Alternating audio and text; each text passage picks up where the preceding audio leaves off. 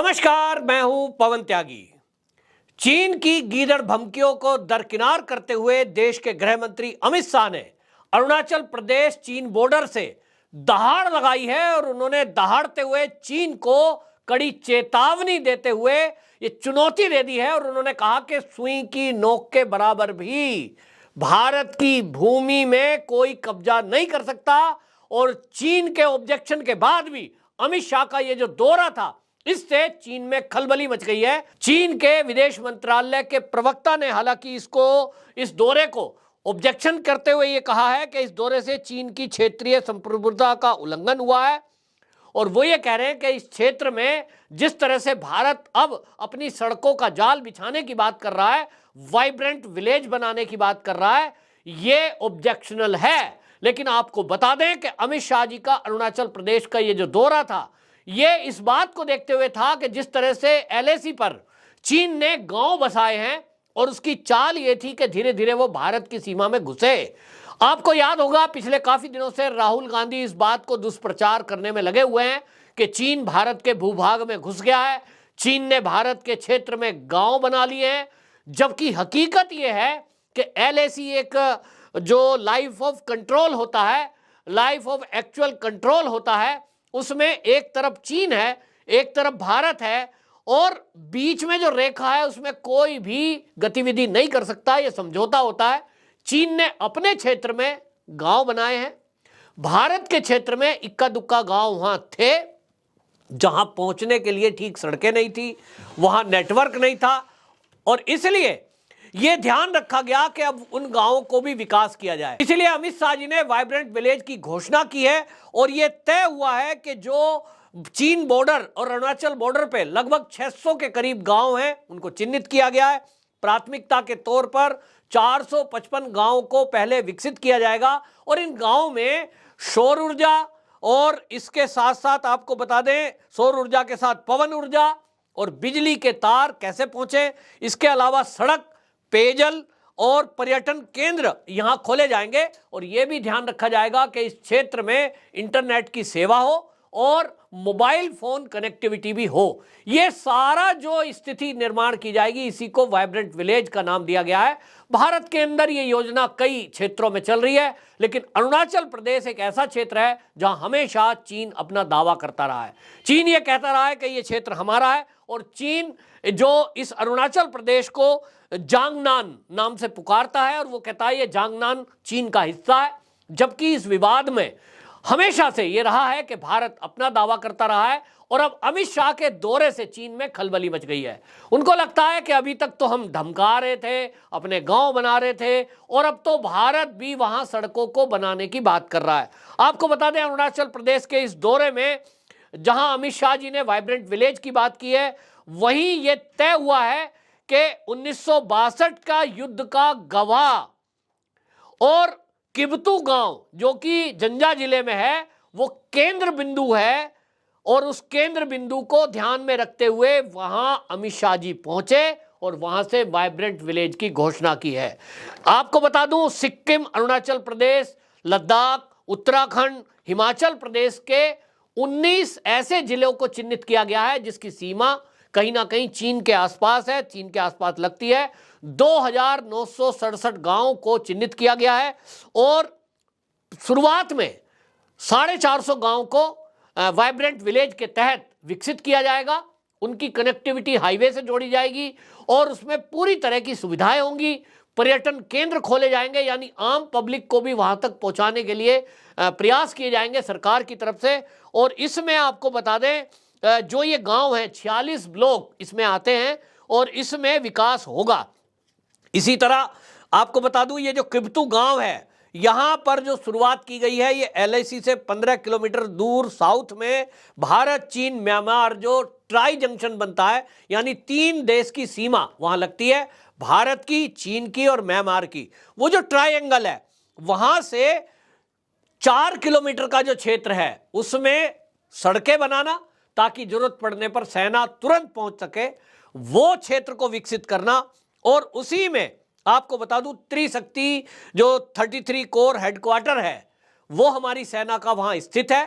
पहले से इस चीज़ों को जब देखा गया कि चीन आए दिन वहाँ घुसपैठ करता रहता है, तो उसका मुकाबला करने के लिए भारत ने, जब से मोदी सरकार आई, फिर राफेल खरीदे गए और वहाँ राफेल की एक स्क्वाड्रन आपको बता दूं कि वहाँ तैनात की गई है और इसी से चीन बौखलाया हुआ है।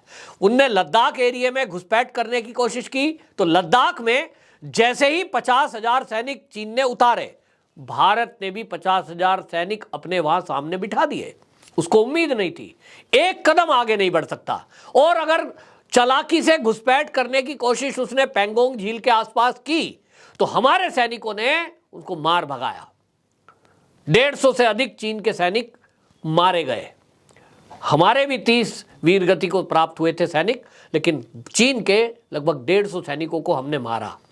इसी तरह अरुणाचल प्रदेश पर हमेशा वो नजर बनाए रखता है और अरुणाचल प्रदेश के LAC पे चीन के क्षेत्र में उसने गांव को बसाया है। और वो गांव, हालांकि ये सेना के जो पूर्व रिटायर्ड अधिकारी हैं उन लोगों का कहना है कि ये चीन की हरकत होती है। ऊपर से दिखने में वो लगेगा कि ये चीन के गांव हैं, लेकिन उसमें वो पूर्व सैनिकों को बसाता है, जिससे कि जरूरत पड़ने पर वो घुसपैठ कर लें धीरे से। कभी वो चारवाए बन जाते हैं, कभी वो किसान बन जाते हैं, और अगर हमारी पुलिस या सेना पकड़ेगी तो कहेंगे साहब गलती से आ गए, हम तो यहाँ बकरी चरा रहे थे। इस तरह की चीज़ें करने में वो माहिर है। और इसी बात को समझते हुए मोदी सरकार ने वहाँ जिस तरह का विकास करने का काम बीड़ा लिया है, उसमें ये तय हुआ है कि वहाँ जो है 4,800 करोड़ रुपए के विकास की परियोजना वहाँ चलाई जाएंगी। और इसी को देखते हुए मोदी सरकार ने वहाँ जो काम शुरू किया है, उसमें आपको बता दें चीन की तरफ से वहाँ जो LAC है उस पर 3,488 किलोमीटर लंबी ये जो LAC है उस पर चीन ने अभी क्या किया था कि वहाँ जो है 2 अप्रैल को 11 जगहों के नाम बदल दिए और नाम बदल करके उनने चीनी नाम रख दिए। जैसा मैंने कहा अरुणाचल प्रदेश को जांगनान वो बोल रहा है, इसी तरह गांव के नाम बदल दिए और अपना नक्शा जारी कर दिया। जब भारत को यह पता चला कि भाई इस तरह के नाम परिवर्तन किए गए हैं और वो कल को अपना दावा भी ठोक सकता है जबकि वो भारत के क्षेत्र में गांव हैं, तो इसीलिए तुरंत अमित शाह जी का दौरा तय हुआ और अमित शाह जी ने जाकर के वहीं LAC में अरुणाचल प्रदेश के जो गांव मैंने आपको बताया किबिथू गांव, वहीं से चीन को लताड़ लगाई और ये पूरी घोषणा कर दी चीन के सामने वहां कि सुई की नोक के बराबर भी भारत के क्षेत्र में घुसने की कोशिश मत करना, सुई के नोक के बराबर भी हम आपको जमीन नहीं देंगे।